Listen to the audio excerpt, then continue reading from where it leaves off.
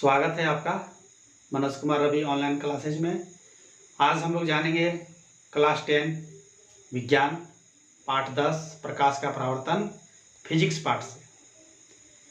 Physics में हम लोग पहले पढ़ चुके हैं अवतल दर्पण द्वारा प्रतिबिंब का बनना, उसकी 6 स्थितियों को हमने पढ़ लिया है और YouTube में भी हमने डाला है इसको, आप वहाँ भी जा कर के देख सकते हैं।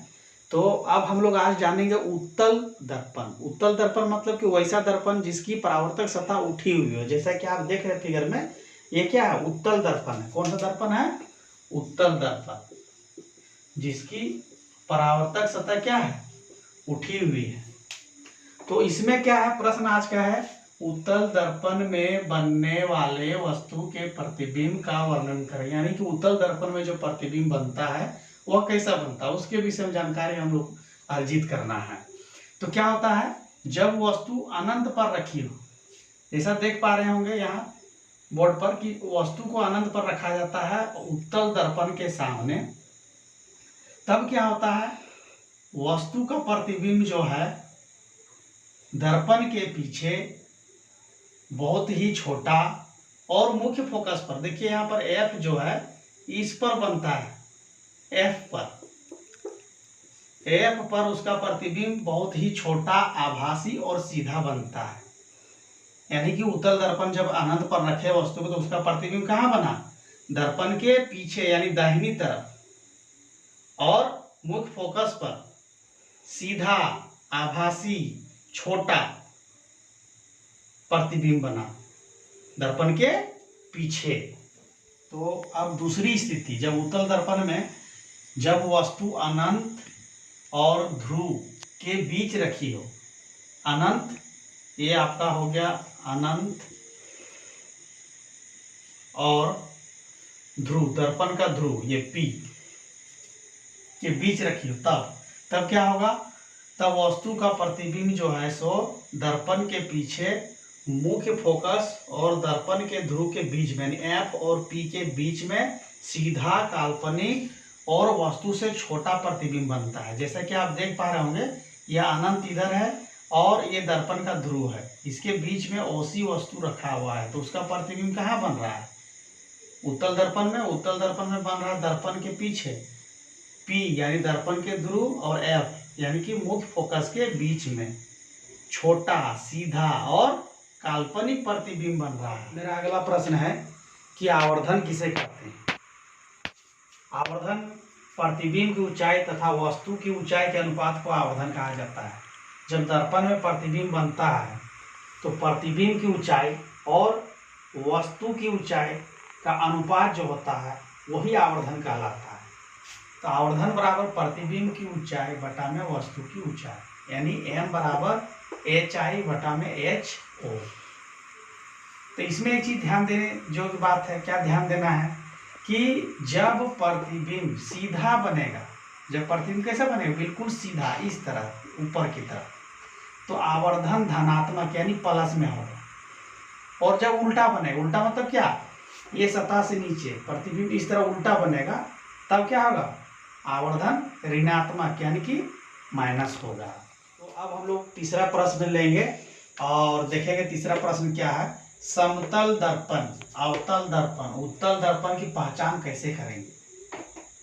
यानी प्रश्न रहेगा कि समतल दर्पण, अवतल दर्पण, उत्तल दर्पण की पहचान कैसे की जाती है।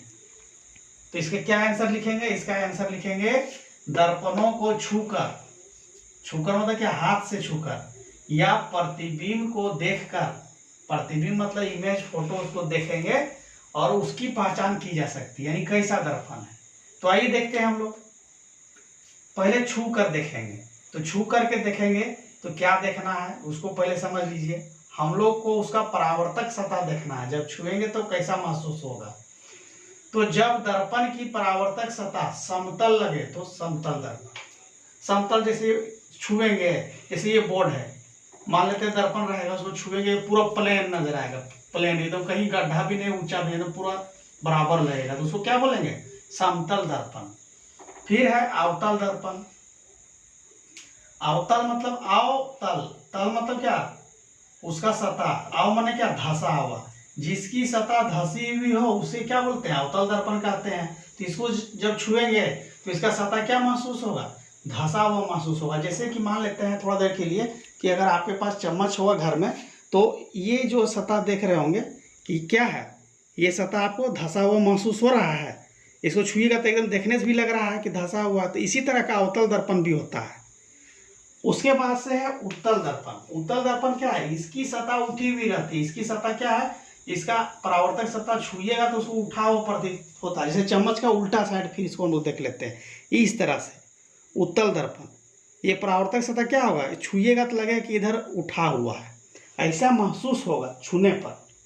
अब आते हैं प्रतिबिंब को देखकर। जैसा कि दर्पण में प्रतिबिंब बनता है, तो प्रतिबिंब जब बनेगा तो क्या होगा, पहला कंडीशन में क्या है, जिस दर्पण में प्रतिबिंब आभासी, सीधा और वस्तु के बराबर बने। प्रतिबिंब कैसा बने, आभासी बने, सीधा बने और वस्तु के बराबर।